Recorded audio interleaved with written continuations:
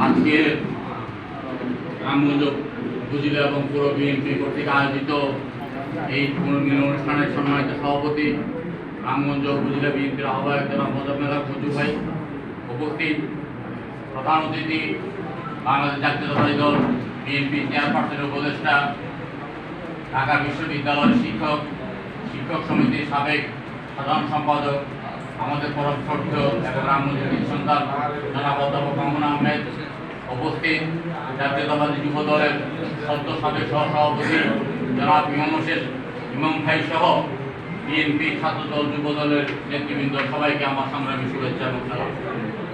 বন্ধুরা আমার, আজকে আমার বক্তব্য আমি দুটি অংশে দেব। একটি অংশ রাজনৈতিক, একটি অংশ সাংগঠনিক। সাংগঠনিক আলোচনা দরকার আছে, কিছু রাজনৈতিক বক্তব্যের দরকার আছে। আপনারা দেখেছেন, আপনারা জানেন যে বাংলাদেশে বিগত 15 বছর যাবৎ একটা স্বৈরাচারী সরকার বাংলাদেশের ক্ষমতায় আছে, ভোটারবিহীন একটা সরকার বাংলাদেশের ক্ষমতায় আছে। এই নির্বাচনের পরে আমরা চিহ্নিত করেছি যে শুধুমাত্র প্রতিবেশী ভারতীয় সম্প্রসারণবাদী শক্তির মদদে এই সরকার বাংলাদেশে টিকে আছে, এবং আমরা বিশ্বাস করি এই সরকার যদি আর কিছুদিন ক্ষমতায় থাকে তাহলে এই দেশ ভারতের অঙ্গরাজ্যে পরিণত হবে। যে কারণে আমরা নির্বাচনের পরে ভারত বয়কট আন্দোলন ডাক দিয়েছি, ভারতীয় পণ্য বয়কট আন্দোলন ডাক দিয়েছি।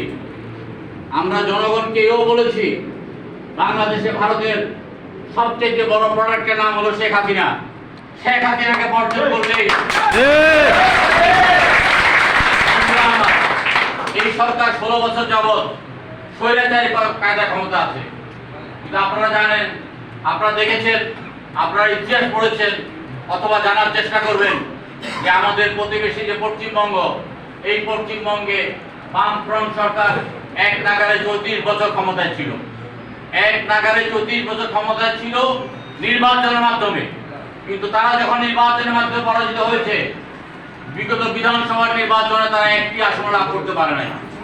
গত লোকসভা নির্বাচনে 26টি কেন্দ্রে তারা প্রার্থী দেওয়ার পরও মাত্র 2 জনের জামানত রক্ষা পেয়েছে। কারো জামানতও ছিল না, জামানত বাজেয়াপ্ত হয়েছে, একটা আসনও পায়নি। একটি গণতান্ত্রিক সরকার 34 বছর রাজনৈতিকভাবে ক্ষমতায় থাকার পরে যদি এইভাবে উৎখাত হয়, তাহলে শেখ হাসিনার পরিণতি কি হতে পারে আপনারা একবার চিন্তা করেন। আমাদের কিছু করতে হবে না, তাই কুকুরের কামড়ি যেভাবে আনারকে টুকরা টুকরা করেছে, আওয়ামী লীগকে টুকরো টুকরো করবে। আপনার ঝিনাইদহ পৌরসভার যে মেয়র মিন্টু, কি অশ্লীল ভাষায় বিএনপি গালাগালি করত। আজকে দেখেন তার কি নির্মম পতন হয়েছে, আজকে সে জেলের অন্তরালে। সুতরাং আমাদের হারাবার কিছু নেই। জনগণ আমাদের সাথে আছে, জনগণ বিএনপির সাথে আছে, জনগণ তারেক রহমানের সাথে আছে, জনগণ খালেদা জিয়ার সাথে আছে। বিএনপি রামগঞ্জের মাটি বিএনপি ঘাঁটি। আমাদের কোন রকমেরই আমরা দুশ্চিন্তা করি না।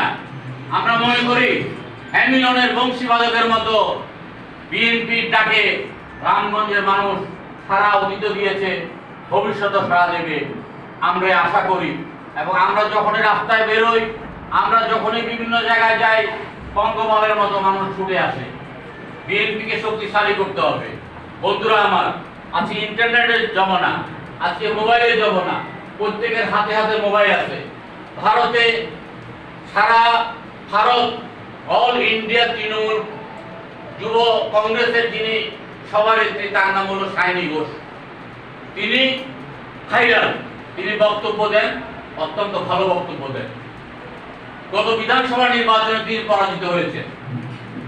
এইবার লোকসভা নির্বাচনে তিনি রেকর্ড সংখ্যক আসনে তিনি জয়লাভ করেছেন। বিধানসভা নির্বাচনে পরাজয় এবং লোকসভা নির্বাচনে জয়লাভের পরে যখন সাংবাদিকরা তার অনুরোধে